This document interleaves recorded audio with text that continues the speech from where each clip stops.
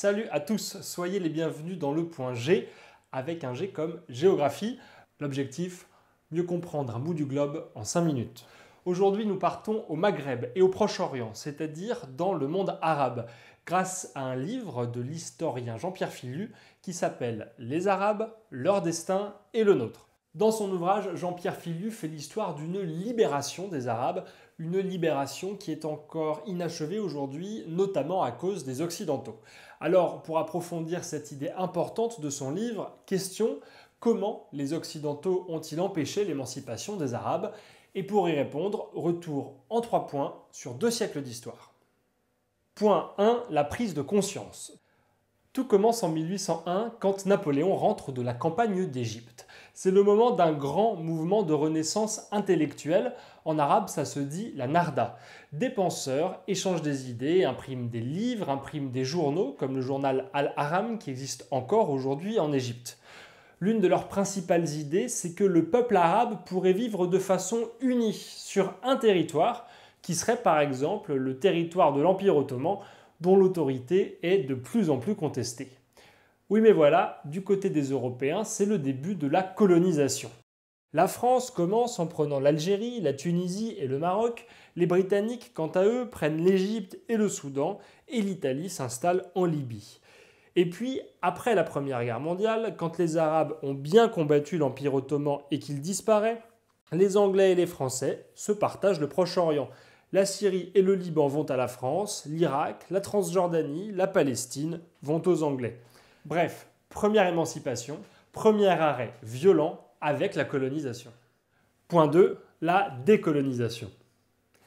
Après la Seconde Guerre mondiale, les colonisés veulent l'indépendance et ça tombe bien, ils l'obtiennent. Le problème, c'est qu'ils vont devoir installer des régimes stables dans chacun des pays devenus indépendants.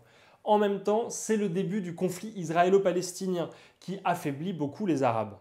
Mais en fait, les limites de l'émancipation vont surtout être dues à quelques hommes qui vont profiter de cette instabilité pour installer un pouvoir autoritaire. C'est le cas de Nasser en Égypte ou de Ben Bella en Algérie. Ils utilisent la police, l'armée pour réprimer la population et asseoir leur pouvoir, et ils font comme si la démocratie marchait très bien. Ben Bella, par exemple, en 1963, trafique les élections et se fait élire avec 99,6% des voix pour montrer que son régime est incontestable.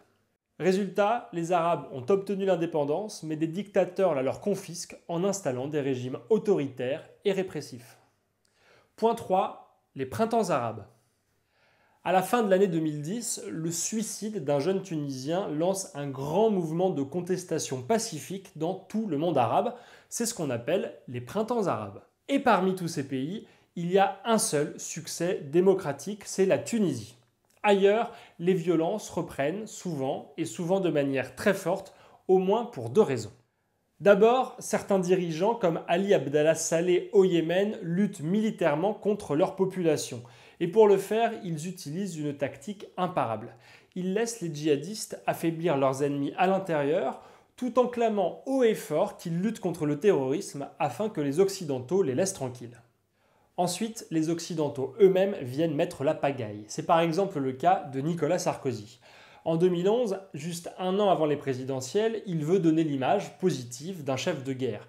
Il va donc contribuer à organiser une intervention internationale en Libye afin de mettre dehors le dictateur Kadhafi.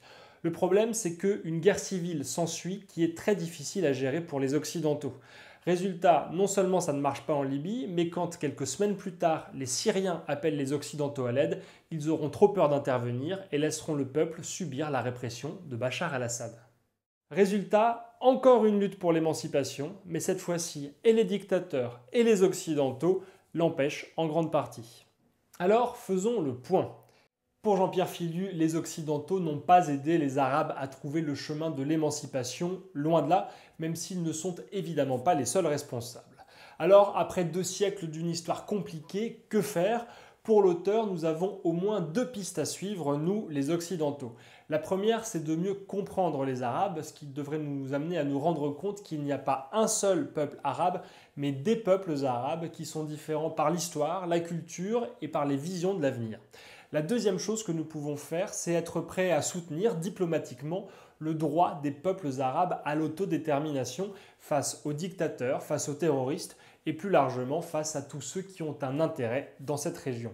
Voilà donc pour les grandes lignes. Pour faire complètement le tour de la question, rendez-vous dans le livre de Jean-Pierre Filliu, Les Arabes, leur destin et le nôtre. Et en attendant, j'espère que vous avez trouvé votre bonheur géographique dans ce point G. Salut!